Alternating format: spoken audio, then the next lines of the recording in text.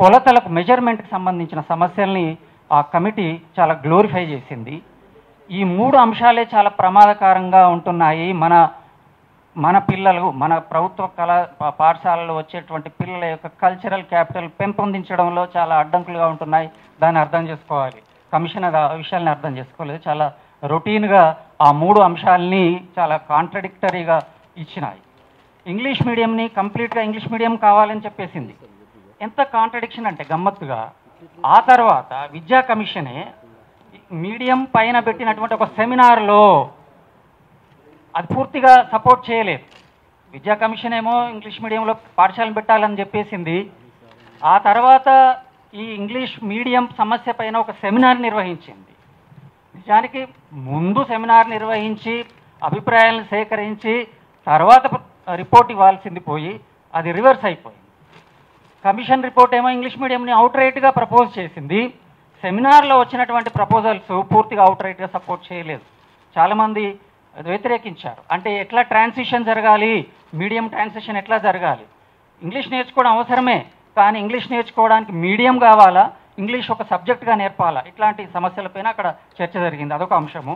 తర్వాత రెండవ అంశము టీచర్ ఎడ్యుకేషన్ పైన కూడా కమిషన్ ఒక రిపోర్ట్ని మొన్న ఈ మధ్య రిపోర్ట్ ప్రకటించింది టీచర్ ఎడ్యుకేషన్ పైన.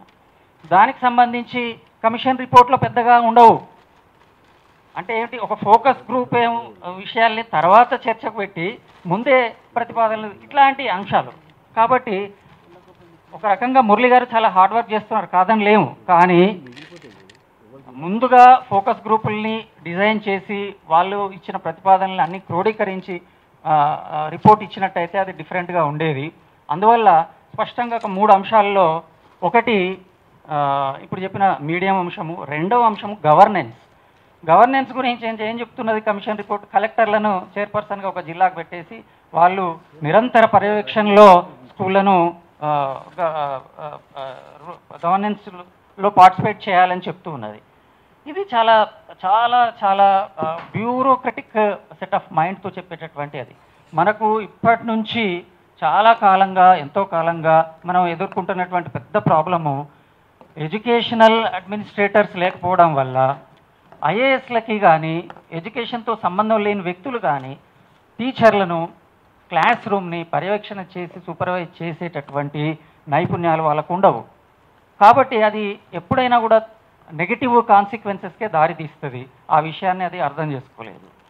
అంటే విశేషమైన అధికారాలు కలెక్టర్లకు ఇస్తూ వాళ్ళు ఆ రిపోర్ట్ ఇచ్చారు. కాబట్టి మూడవ అంశము మెజర్మెంట్ పైన ఏంటి, ఏవైతే ప్రైవేట్ స్కూల్స్లో వాళ్ళ బ్రాండింగ్ కోసము, ఈ కల్చరల్ క్యాపిటల్ను డెవలప్ చేసుకోవడం కోసము నిజమైనటువంటి కాగ్నిటివ్ సైన్స్తో సంబంధం లేకుండా, సైకాలజీతో సంబంధం లేకుండా మెమరీ బేస్డ్ ఊరికే పరీక్షలు పెట్టి టెస్టులు పెట్టి అవే గొప్పవని ఎప్పుడైతే వాళ్ళు బాగా ప్రొజెక్ట్ చేశారో, మీడియా కూడా దాన్ని బాగా ప్రాచుర్యంలోకి తీసుకొచ్చిందో, దాన్ని మనం తెలియకుండా మనం కూడా అనుసరించడం మొదలు పెడుతున్నాం.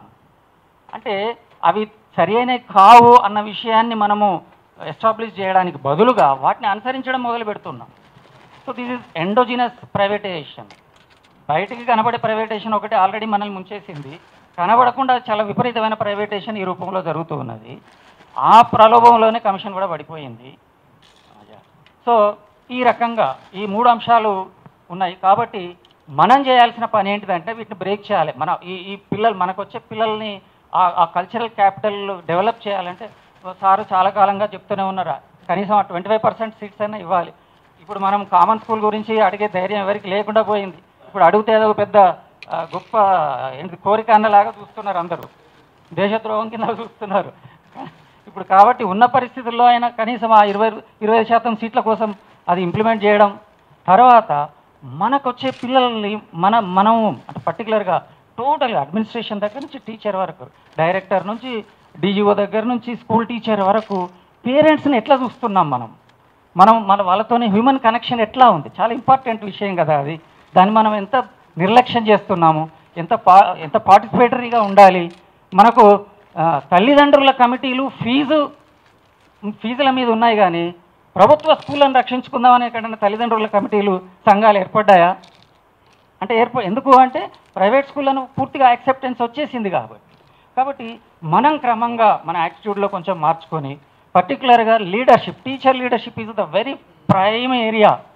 డైరెక్టర్ నుంచి టీచర్ వరకు ఉపాధ్యాయ సంఘాల నాయకుల్ని, డిఈఓలని అందరికీ ఒక 3 ప్రశ్నలు అడగండి దయచేసి. ఇక్కడ ఉన్న టీపీజేఏసీ తరఫున ఒక సర్వే మీరు నిర్వహించండి. 3 ప్రశ్నలు.